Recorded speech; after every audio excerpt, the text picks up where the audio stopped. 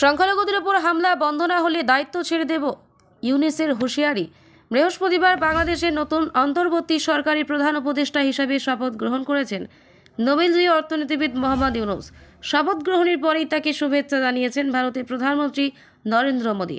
একই সঙ্গে বাংলাদেশ হিন্দুদের সুরক্ষা ও নিরাপত্তা নিশ্চিত করা হবে বলেও আশা প্রকাশ করেছিলেন। তারপরেই বাংলাদেশের হিন্দুদের উপর হামলা নিয়ে বড় বার্তা দিলেন ইউনূস। তিনি বাংলাদেশের নাগরিকদের সব ধরনের হিংসা বর্জন করার অনুরোধ করেছেন। বিশেষ করে সংখ্যালঘুদের উপর হামলা না করার আবেদনও করেছেন। শুধু তাই নয়, সংখ্যালঘুদের উপর হিংসা বন্ধ না হলে তিনি পদত্যাগ করবেন বলেও হুঁশিয়ারি দিয়েছেন। সোশ্যাল মিডিয়ায় ইউনূসের বক্তব্যের একটি ভিডিও সত্যতা যাচাই করেনি গলসি বার্তা ভাইরাল হয়েছে। তাতেই তাকে একথা বলতে শোনা গিয়েছে। ওই ভিডিওতে ইউনূসকে বলতে শোনা যায়, আপনি যদি আমাকে আপনার দেশের নেতৃত্ব দেওয়ার জন্য বিশ্বাস করেন তবে প্রথম পদক্ষেপটি হলো মানুষের ওপর, বিশেষ করে সংখ্যালঘুদের উপর সমস্ত আক্রমণ বন্ধ করা। তাছাড়া আমার প্রচেষ্টা বৃথা, এর চেয়ে ভালো আমার পদত্যাগ করা। এর আগে একটি বিবৃতিতে ইউনূস ছাত্র নেতা, সামরিক বাহিনী এবং রাষ্ট্রপতির অনুরোধে একটি অন্তর্বর্তী সরকারের দায়িত্ব গ্রহণ করার সময় ছাত্র নেতাদের ভূমিকার প্রশংসা করেছিলেন।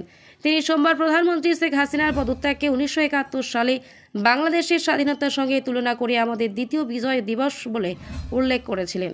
ক্ষমতা গ্রহণের পরে ইউনূস সকলকে শান্ত থাকার এবং সহিংসতা এড়ানোর আহ্বান জানান। তিনি দেশের অগ্রগতি ও সমৃদ্ধির সম্ভাবনার উপর জোর দিয়ে শান্তি বজায় রাখার জন্য ছাত্র, রাজনৈতিক দল এবং সাধারণ জনগণের প্রতি আহ্বান জানান।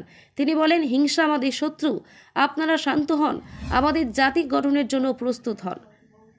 এদিকে বৃহস্পতিবার প্রধানমন্ত্রী নরেন্দ্র মোদী অন্তর্বর্তী সরকারের নেতৃত্বে গ্রহণ করায় ইউসুফকে তার শুভেচ্ছা জানিয়েছেন। মোদী বাংলাদেশ দ্রুত স্বাভাবিক অবস্থায় ফিরে আসার এবং সংখ্যালঘু সম্প্রদায়ের সুরক্ষার আশা প্রকাশ করেছেন। তিনি শান্তি, নিরাপত্তা, উন্নয়ন ও উভয় দেশের জনগণের আশা আকাঙ্ক্ষা পূরণে বাংলাদেশের সঙ্গে কাজ করার আশ্বাস দিয়েছেন। উল্লেখ্য, ইউনূস ক্ষমতা গ্রহণের পরেই জাতির উদ্দেশ্যে প্রথম ভাষণে হুঁশিয়ারি দিয়ে বলেছিলেন, যারা বিশৃঙ্খলা সৃষ্টি করছে তাদের বিরুদ্ধে কঠোর আইনি ব্যবস্থা নেওয়া হবে।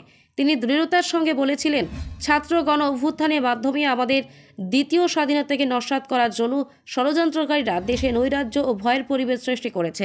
নৈরাজ্য আমাদের শত্রু, এটিকে দ্রুত পরাজিত করতে হবে।